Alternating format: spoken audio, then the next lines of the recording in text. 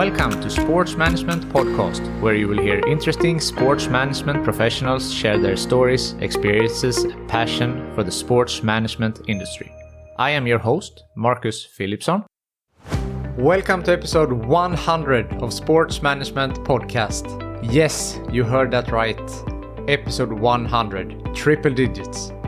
Thank you so much to all of you who has followed me on this journey so far, and don't worry, this is just the beginning.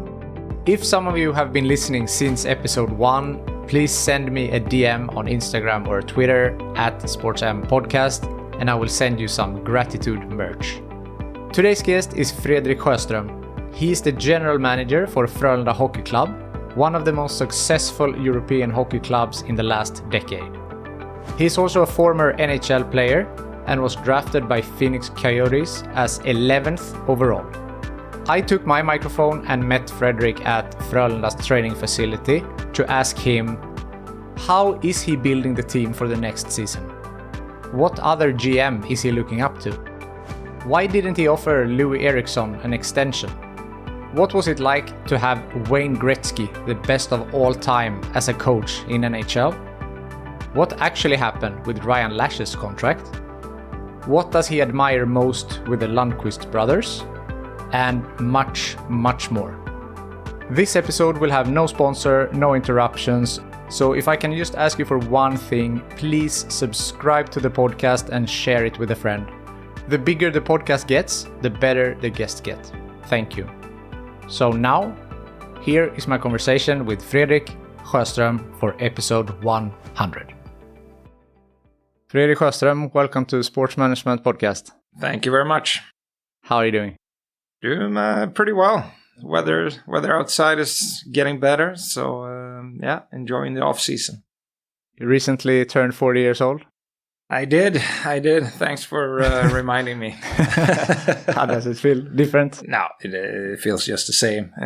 I think it's just a number. Yeah, I don't. Nothing in particular for me. It's I feel good. Sounds good. So for those who might not know who you are the general manager of Frölunda Hockey Club and a former player yourself, played in Sweden and in NHL, among other things. So I was thinking that we can start talking about what you do now with your back office career. Yes. So if you can tell us a little bit about what it means to be the general manager for Frölunda.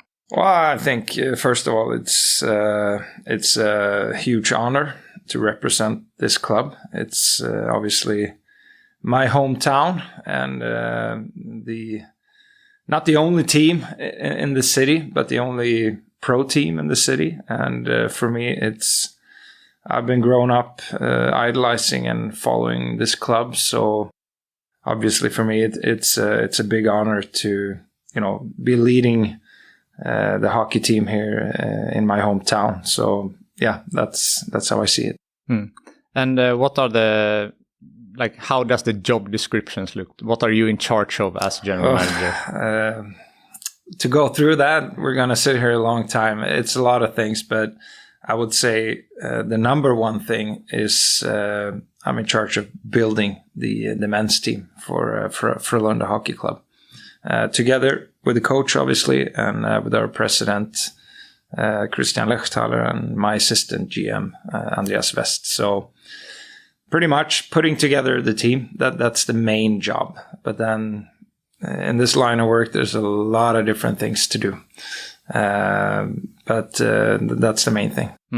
And it's an interesting year for the next season. There are some key players that Joel, for example, the captain, has retired his skates, and we will go into more, but Ryan Lasch was recently announced that he will not play next season for Frölunda. The same with Loui Eriksson. So a lot of players with a lot of experience that will not play next year. So how are you filling these roles for next year? Well, I mean, starting off with in particular Joel. Obviously, he's been captain for 14 seasons. A legend in the club, and he will be missed. There's no doubt about that. But I think we've been planning in the background for this moment for quite a while, a number of years, that we knew eventually that this day would come. he can't play on forever, even though we were kind of hoping for that. But we've been planning in the background, and I think we've been prepared. So I think, it's not just us doing a bunch of moves this summer. It's been planned for a while, and we've been preparing. So a number of moves in the recent years have kind of led to this. But obviously, it's going to be a huge challenge for us. It's been so... It's almost like you take it for granted when you have a leader like that, every year. It's so reassuring. But I think that's kind of what drives us a little bit too, that we have a big and in a way a fun challenge ahead of us. And we think we got a lot of good leaders coming behind Joel, and they're ready to take on this challenge. How much do you have to say about who is the captain? Or is that Rodgers' role? Or no, I think we're going to be a group, with the coaches and management that ultimately is going to make this decision. And, we talk to the team, we talk to coaches, talk to the office personnel, and there's a lot going to go into this decision. And it's not a decision that we're going to take lightly. But we're going to sit down here probably in the next month and kind of hammer out what we think. And you're going to go through pros and cons with each candidate. And then ultimately, we're going to have to make a decision. It's going to be a tough decision, but we feel that we have a lot of good candidates for that.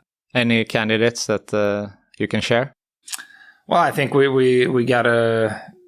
within our team right now, we got a guy like Max Friberg, Niklas Lossu, Henrik Tummenes, Christian Folin. So we got some really good names that we can choose from. When you stopped playing yourself, you went into the management side kind of quickly. Yeah. Is that something that you would like for you as well, to come back and work in a different role in the club? I think... When I quit and started working for the team, I didn't really have this in mind, to be honest. It was I started sort of an apprenticeship here with the club. I worked in sales. I did the TV or intermission TV at the games. I did a lot of things. I didn't really know what I wanted to do, so I wanted to try different roles within the club to kind of see, what do I like? What am I good at? And eventually it kind of led down this path, but it wasn't something I planned. I don't think it was something that the club planned. It just happened. And I think for Joel, obviously, we have and will extend a hand for him to be involved in our club in some way. But what I've told Joel after the season is, I think it's smartest thing he can do is probably take some time off and, let everything sink in. And he himself should think about what he wants to do. What is he interested in? So I don't think it's good to kind of force something right away. I think we're always going to have a connection with Joel. But I think what he wants to do, it's got to come more from himself. But, we're definitely open to working with Joel, and I think we will in some capacity. So you have extended the invitation, and it's up to him what he wants to do. Yeah, exactly that. If you can visualize his role, do you see him more closer with the team as like a coach, or do you see him more in the office doing some type of, let's say, an assistant GM or a scout or something along those lines? He's such a smart guy and a driven guy that he could probably do any role very good. I think it's ultimately what he wants to do. He's smart enough that it's no issue there, but I think it's just so fresh. It's just retired. And I struggle with that myself after I was done playing. What do I want to do? Because you have such a strong identity being a hockey player, and it's not so easy to know what you want to do. And Joel, he's played longer than most people. I think Joel sees himself as a player still. And that's probably going to take a few more months, maybe even a year until he gets a feel for what he wants to do. So, my tip to him was don't stress it, don't rush into anything, and take your time.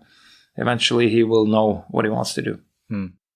I mentioned before, so except for you, also Loui Eriksson came in this season, late in the season. He was doing well, I would say. Yeah. And also in the playoffs, you had exit talks with all the players, so also with him. So how was the talk with Loui?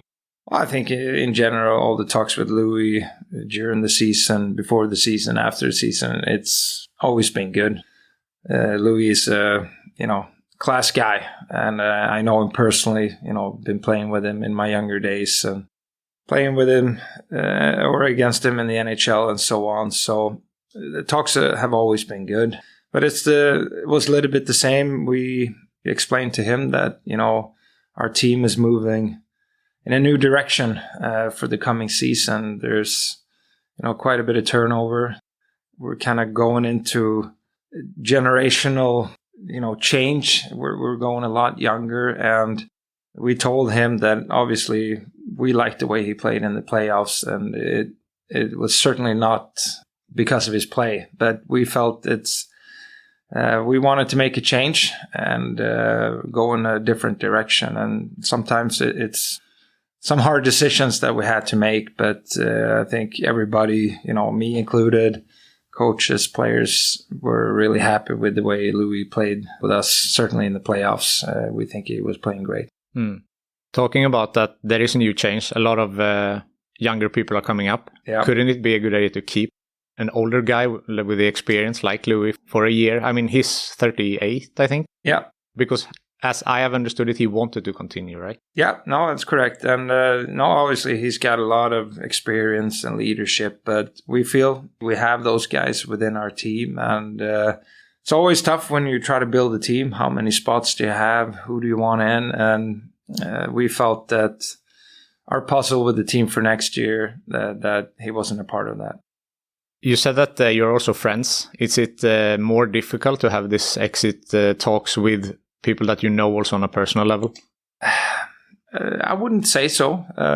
Maybe that's surprising, but I think when you know people, you can be very honest with them. And I think what I've always appreciated, being in the other chair, is whether it's coaches or management, I want to have the honest, truth and be spoken directly to. And I rather, even sometimes if it's tough, you want to hear the truth. And so that's what I always, try to implement as, being a GM. And I'm not going to try to, cuddle them with, nice words or maybe what they want to hear.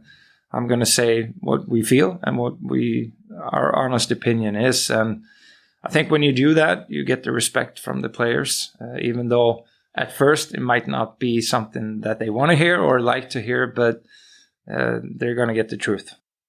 As we talked about with Joel, yeah. Could there be a potential other role for Loui in the club, or have you spoken about that?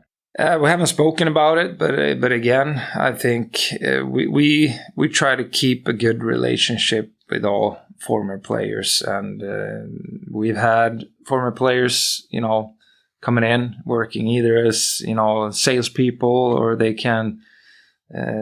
interested in becoming coaches and start to maybe coach in the youth part of our club or in the junior part. So I think we're always open to that. And some guys you approach right away. Some guys you maybe want to wait a little bit to see what they want to do. But we're definitely open to that. So last one on Loui. When was the decision taken that he will not continue next year? Well, we discussed with him after the season, and we told Loui that take a few weeks to think about what you want, and we're gonna do the same. And then we talked again a couple of weeks after that, and and then we had the talk. The third big name, or one of the biggest imports except for, I think that among the fans, they say that except for Tommy Kallio, it's the biggest import in the club's history. It's Ryan Lasch. Yeah, I'm not going to go into who's the best. That's too sensitive. Of course. But it's undeniable that he has been great and he has accomplished so much himself and together with the club. Yeah. Didn't have his best season this season. He has some injuries and, some difficulties during the season. And now it recently came out that you have come to an agreement that he will not continue. So first of all, how was that discussion? Well, I mean, I think it was, definitely for me, it was a little bit emotional because, me and Ryan, we have a great history together.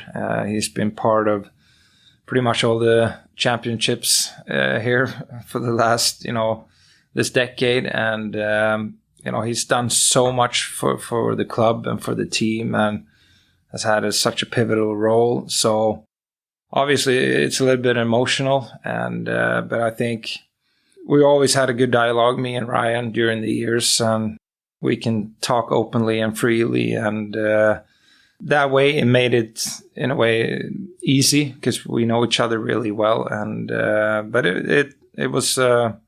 Not an easy discussion, but I think we felt it was one we needed to have. And I think after a few discussions along the road, we came to this decision that, we wanted to go our separate ways. In the media, the words have been used, you're talking about breaking contracts. I think in this case, Frölunda used the word annulled. Yeah. So what does that mean for the contract?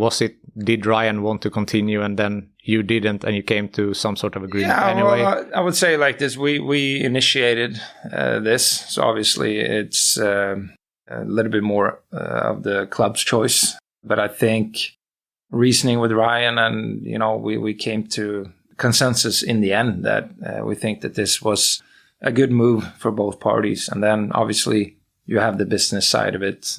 Although I can't go into specifics and details, but it's something that, obviously needs to be handled. Yeah, of course. There are some numbers out there. I will not say them here, but they are out. But you came to some sort of agreement. Yeah, and that's and it's never easy, and obviously that's part of pro sports. But I think it was handled, very professional by certainly Ryan, but also his representative Patrick Aransson. It went as smooth as you can hope for. Talking about contracts in general, also Johan Sundström's contract is out now. That was another situation. Yeah. He was on a long contract, and also Ryan's contract now finished early, if you want to put it like that. Is there a risk in signing long-term contracts financially? For example, now Gustav Rydahl's contract now is 5 years. It could end up costly for the club. I think it's always a risk. And I think in general, I think certain types of players, when you get up to a certain age, you like the security. And obviously players and the agents, they want to have longer contracts, with guaranteed money. And the clubs maybe want to have shorter contracts, and trying to put the club in a situation where you can instead, renegotiate and negotiate new contracts. So I think that's something that you kind of have to accept, that that's the way it is. You see it in all other team sports. It's pretty much the same. And sometimes it can be tough negotiations, but you're going to have to find a way. Sometimes the club has the leverage. Sometimes the player has the leverage, and sometimes you have to compromise. But if you, in general, want some good players, then you might have to maybe give one extra year that you probably weren't willing to do. But in order to get the player, maybe that's what you have to do. But I think what the general public or sponsors or fans doesn't know is how the contracts are structured. And that's maybe, we can do a lot of good work there. In my mind, then you're having I'm direct translating here, but a front-heavy contract that you put more of the money in the beginning and then it gets a little bit less in the last years? Yeah, I mean, that's one method you can use, definitely. And obviously, really good players in our league, obviously, they have out options to go to different leagues, whether it's probably more in the past, it was to the KHL. And now they have for, mostly Switzerland. So, but a club can also have its out clauses, whether it's on performance or other things. So, obviously there can be a risk, and our job as a club is to evaluate how much risk are you willing to take. And it's going to vary, with different players, but we're not in a position to always get what we want. I understand. Looking at the roster for next year, you said prior to the Ryan Lasch decision, you said that you're looking for one wing and one center. Yeah. Are we now looking for one center, two wings? I would say it depends a little bit on what we can get and what our budget will allow. But potentially we could bring in a center and two wingers. But it all depends on what types of players we're going to sign here and what they will cost in the end. Names like Andreas Jonsson, Samuel Fagemo, is that a possibility? Yeah, well, I think Samuel. I think he's doing a really good job now with the Kings organization. He's still very young. My assumption is that he will try to work for his NHL spot. I don't think he will be coming home just yet. So I think he's a player that we're looking at maybe a little bit further down the line. Andreas Jonsson is obviously a player of interest. There's no denying that. But it all depends on what he wants to do. If he wants to keep on playing in the NHL or if he wants to come back home. But yeah, definitely a player of interest.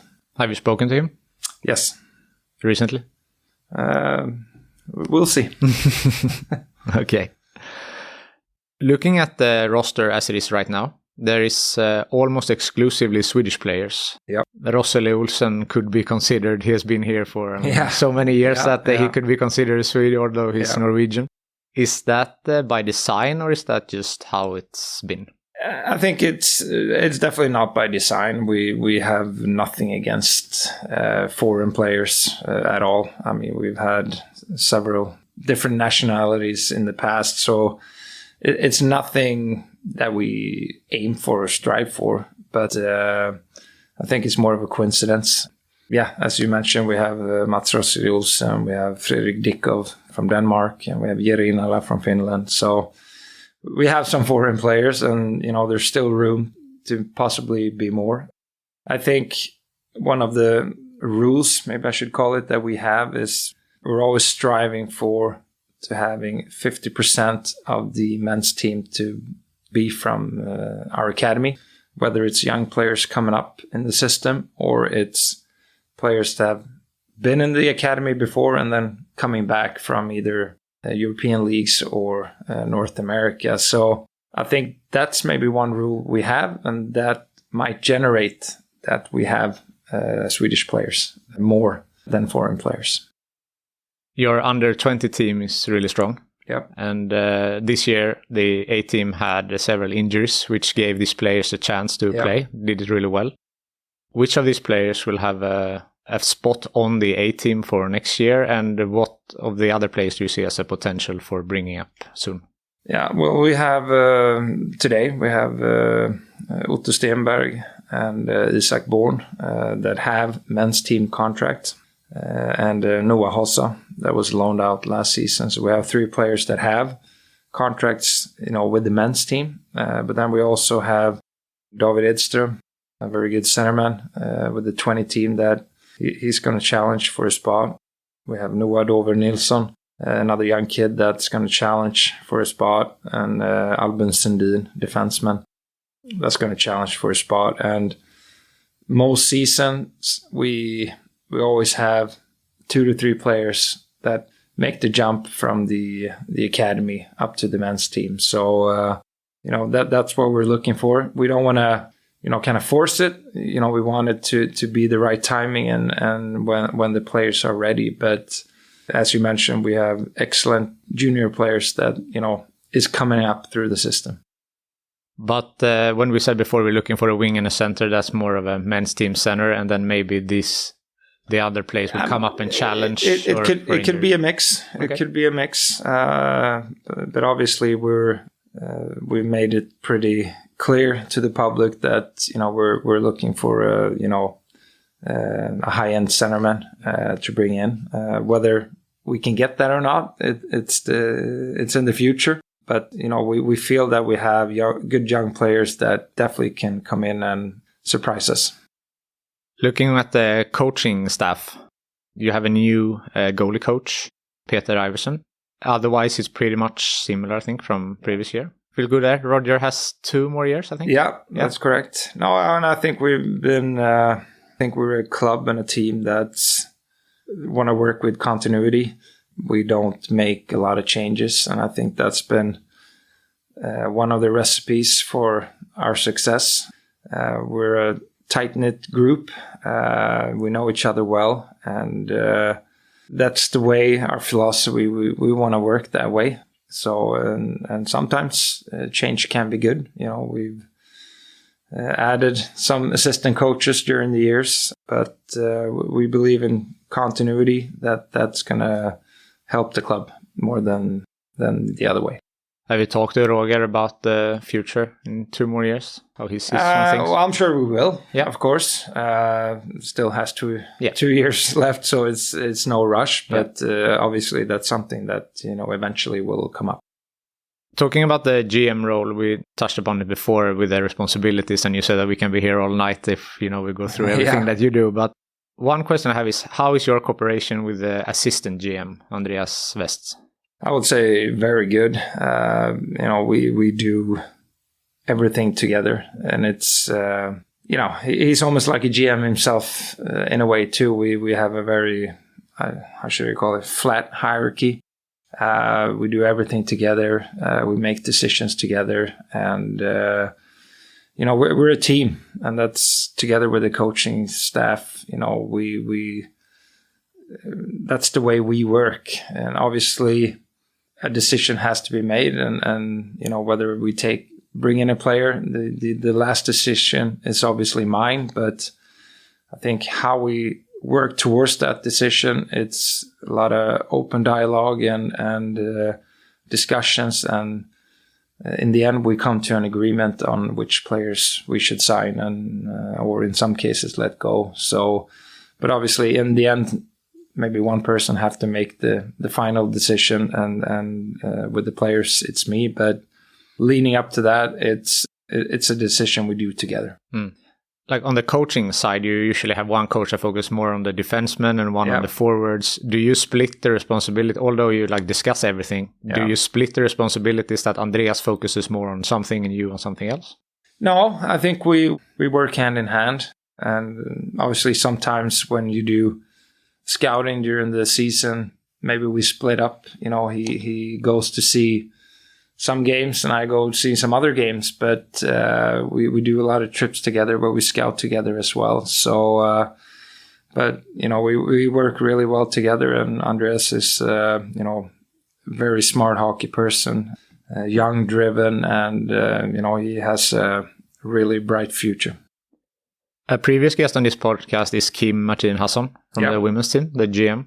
Do you have any cooperation or, sharing ideas, exchanging ideas between the men's and the women's team from the GM level? Yeah, definitely. I mean, we have regular meetings with the academy, with the women's side. So I think we work a lot together. Obviously, she's in charge of the women's team, so she makes the decisions there. But I think we want to try to use our the smarts that we have in the house, and we have competent people, and there's things I can learn from her, and hopefully there's things she can learn from me as well. But we're trying to use all the resources that we have in this building and work together, and a lot of things that we strive for and work together for a lot of things are the same, whether it's a women's team or a men's team. A lot of things are the same. So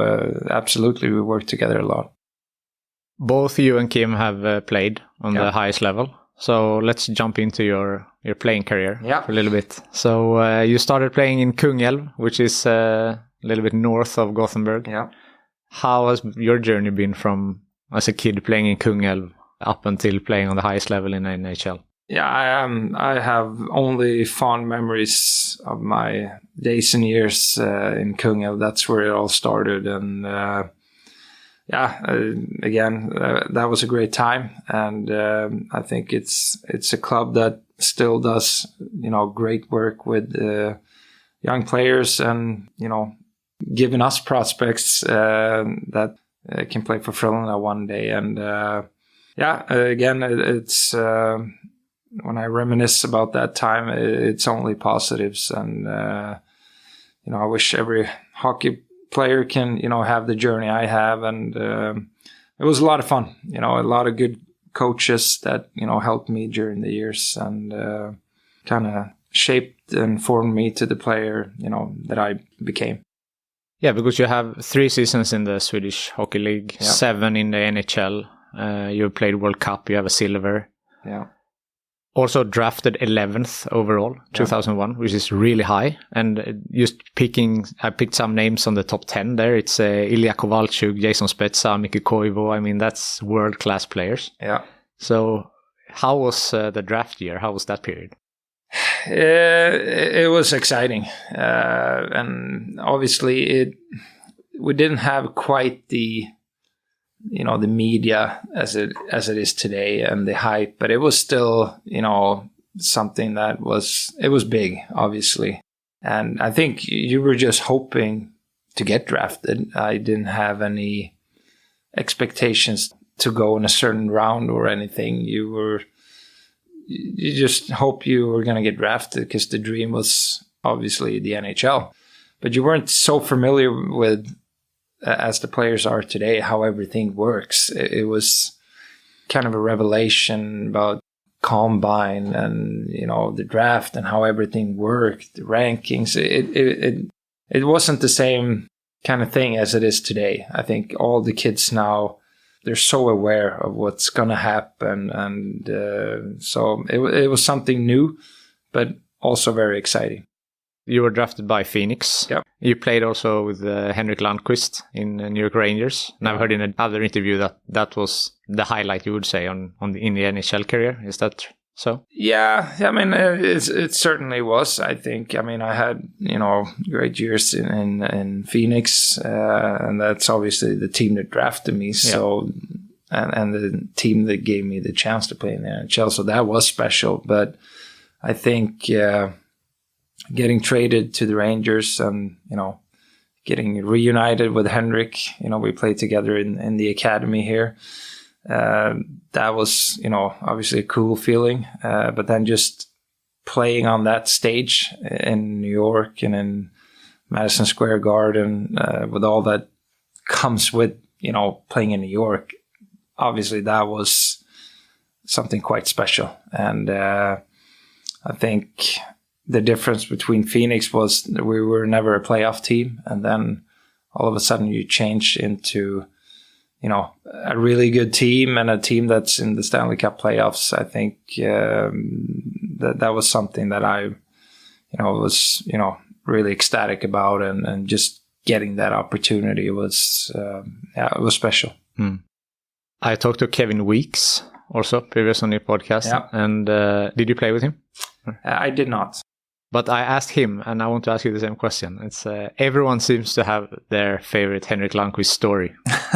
So what would you say is yours? Oh, I mean, I probably have a lot of stories, but I think maybe not a story like that, but my experience with Henrik is that, everybody knows how good he is and, seeing him in the big games and, he's won, a lot of things, world championships, Olympics, and, Swedish titles and so on. But I think what I take with me is the competitor in Henrik, and it's very similar to his brother Joel. Yeah. And what I take with me is the days that the cameras are not there.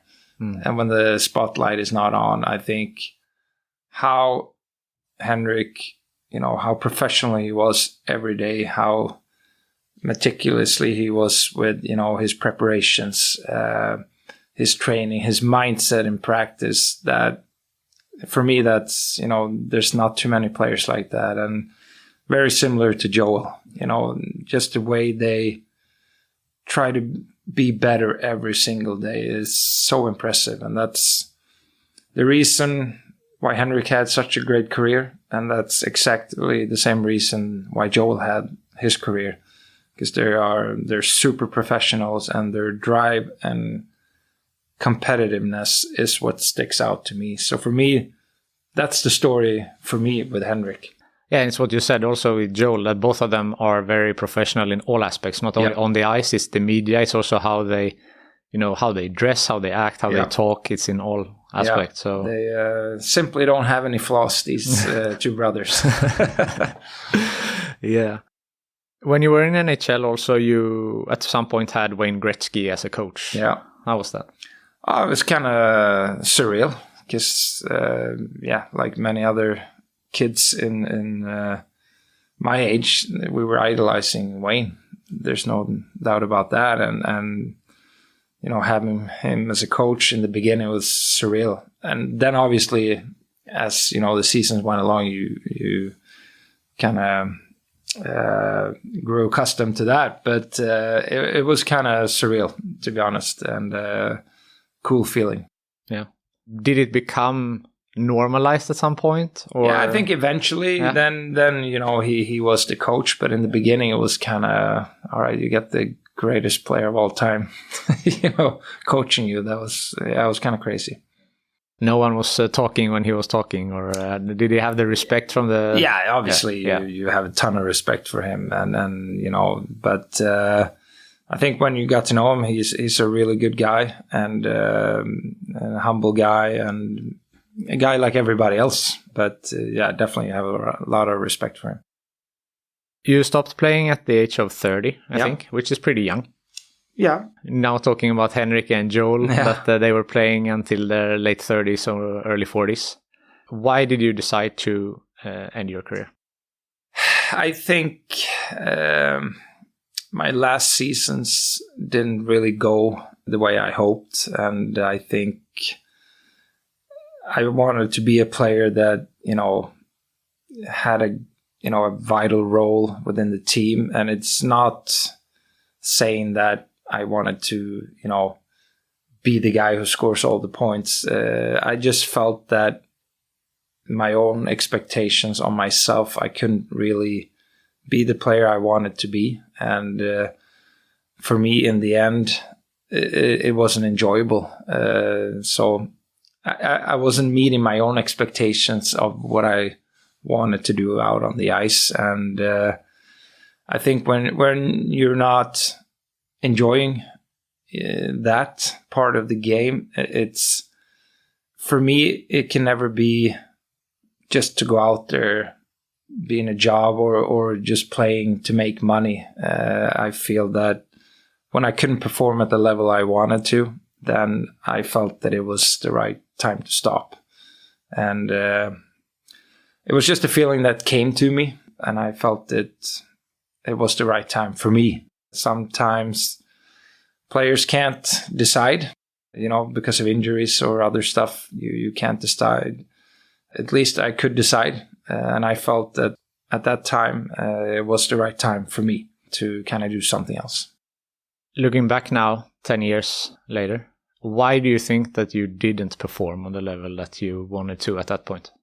Yeah, I don't know, to be honest. I don't have a great answer. I think physically there was nothing wrong. I didn't have any crazy injuries or anything like that. It was just my love for the game and probably my drive at that particular time that I felt I didn't really feel that I was gonna be the player I wanted to be to meet my expectations, and then I felt it was better to call it quits. But it was nothing physical or anything like that. Then I could probably play it on for a good 10 years if I wanted to myself. I see. But you decided to retire on your own terms. Yeah. And then you started working with Frölunda pretty quickly thereafter. Yeah. You mentioned that before, different sales roles and so on, assistant GM, now GM. Your contract also expires after 24-25. Yeah. First of all, who do you have that contract discussion with? And second of all, how do you look in the future? Obviously, all my contract negotiations I have with our president, Christian Lechtaler. And I try not to look too far ahead. I've had a plan here that I signed 3-year contracts. And for me, it's important that I have the drive and I have the will to do the best job here as I possibly can. And that's important for me. I just don't want to be here because I can. I want to be here for the right reasons, and that I have the drive, the passion to help this club move in the right direction. And obviously then it's also a decision for the club if they feel the same way. And so it's been easy discussions, with Christian, that we'll always come to agreement fairly quickly. But I think it's my responsibility to hold myself accountable, that if I don't have the drive or the hunger and what it takes, then I don't think I should be here. And I think the club and Christian needs to ask me that every time. So for me, it's not a given that I should be here or an automatic decision. I think that should be scrutinized every single time the contract expires. But by saying that, I love to be here. I think it's a great organization, and in 2 years' time, we will see, what's my decision, what's the club's decision. And I think it's both parties' responsibilities to make the right call at that time. And if the club, for some reason, doesn't feel that I should be here, then that's going to be okay for me. I don't think I'm doing this for my own, ambitions or anything like that. I want to make sure that we're doing it for the right reasons. After a season is ended, how do you define success, if it was a successful season? Yeah, I think that's always a little bit tricky. I mean, I think what you look for at first, I think with the media and everybody, you look at the result. And of course, that's a given. It's a results-driven business. And you look at that, and I do too. We're here to win championships. That's the ultimate goal. But then you also look at on everything. How we perform, how we train, are we doing the right things, how we develop players. So there's a lot that goes into the evaluation if it's a good season or not only the results. So there's financials as well. Absolutely. It's important, and I think it's always been important for the club.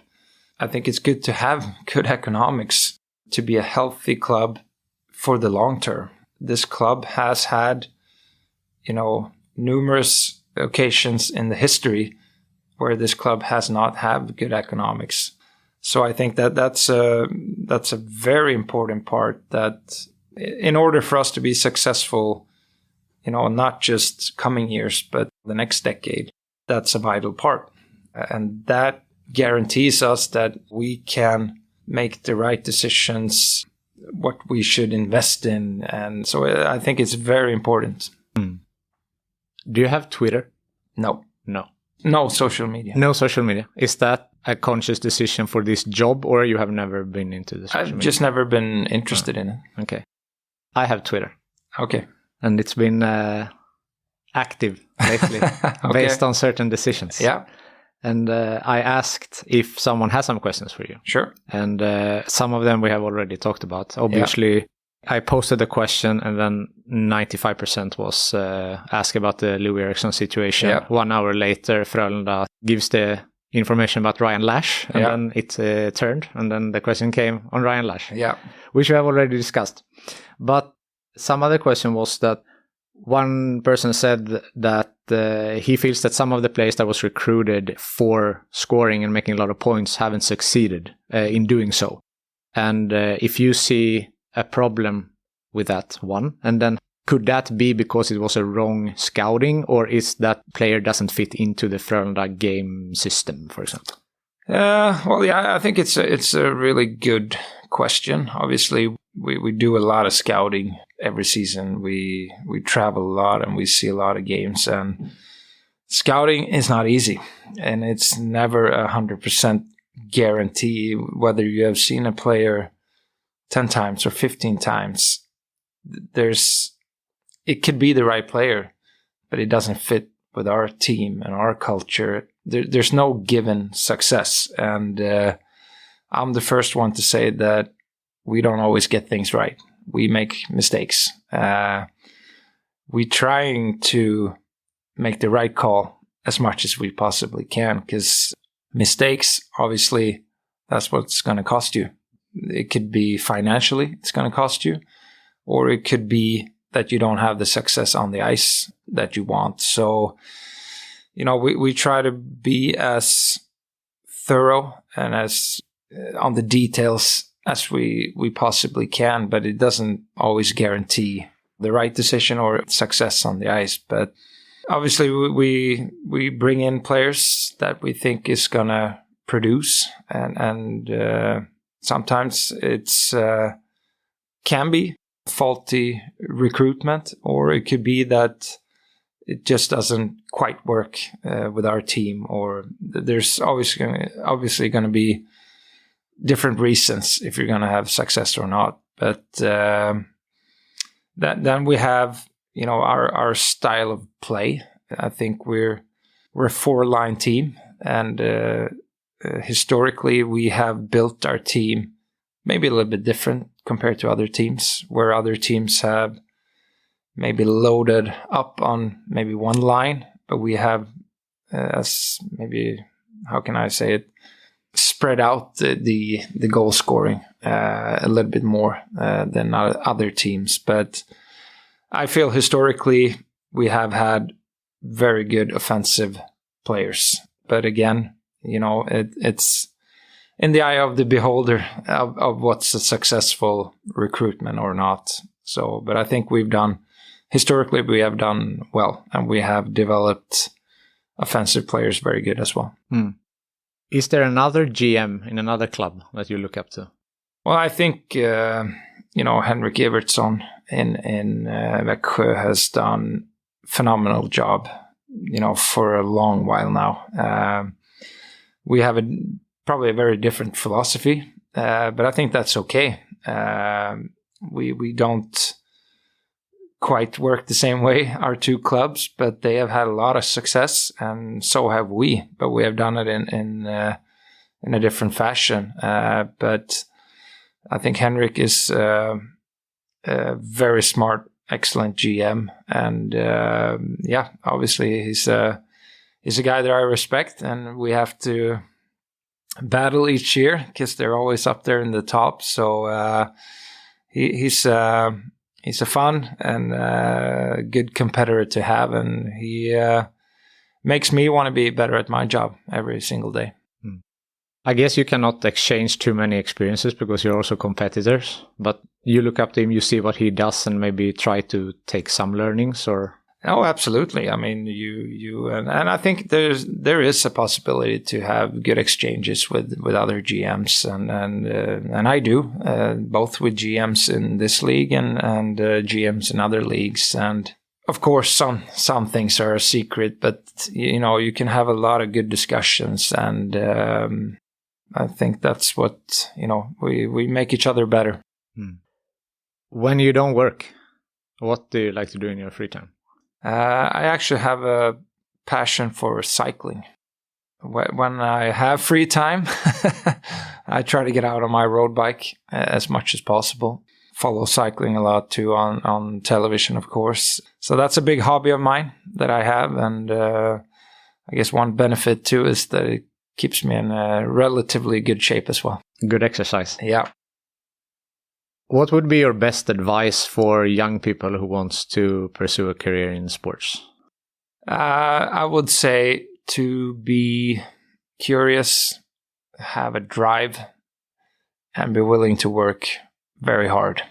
I think for me, when I recruit people, I think working hard is something that's very high up on my list. If I'm going to work with people that you constantly have to, push and try to force people, can you do this? Can you do that?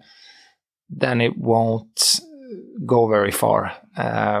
So I think if you have a willingness to put in the work, then you can learn and be great every day if you want to. But if you have people that are lazy and trying to find the shortcuts, then that's not going to fly with me. So I think it's important to have a drive. For me, it's not important what you have on your CV, what you come from, what your background is. It's what you're willing to put in every day that's going to matter most. I think experience can be good sometimes. Absolutely. I think it could be valuable. But if you're willing to learn and to make sacrifices, then you will eventually get better. You will learn. So being curious, learning new things. I think for me, that's my personal, then that's the people I want to work with. Yeah. I have two more questions. Yep. One is a tradition on this podcast is that if you could choose the next guest on this podcast, who do you think that I should talk to? Well, I think, as I mentioned, I have a lot of respect for Fredrik Sjöström, and he's usually very funny too in this kind of format. He speaks his mind, and he's not too worried about what other people think about him. So I think he would be an excellent guest. I would agree. Finally, as I said, you are not on Twitter, but I am, and the sense I got is that the Frölunda fans are a little bit worried about, now a lot of players are, as we have spoken about in this hour here, have left, and not all spots are filled yet. Yeah. Fans are hoping for several players. Do you have some calming words or words of consolation for the Frölunda fans that for next season? Yeah, I think already, even though the team is not yet finished, we have some very, very good, excellent players in our team already. Some great characters that we are super happy about. So we feel that our team is going to be a good team. It's going to be a team that will perform. And, our goal is always to challenge for the gold each year. And, we don't have any other thinking coming into next season. Obviously, there's some maybe key signings still left to do, but we feel that we have a strong foundation with this team. And I understand the fans, and there's some with Joel hanging up his skates, what's going to happen with that. So I think it's natural for them to be a little bit worried, perhaps, but we have a very strong belief in our team and our coaches. But also, recognizing that we have a challenge ahead. But I think we're a club and a team. We like our challenges, and, we're ready to go out and meet them. When do you hope that the roster will be ready? I mean, we never set a date for that. Yeah. I think it's always important to be calm in this process, and it's not a race to be ready first. Yeah. We're picky on what players we want to have, and however long it takes, we will see. Yeah. But I think we will have a good team when we step on the ice in August for the preseason. And but again, it's maybe a cliche, but the team is not ready until February 15 when the deadline, is. So we got a lot of work ahead of us. Yeah.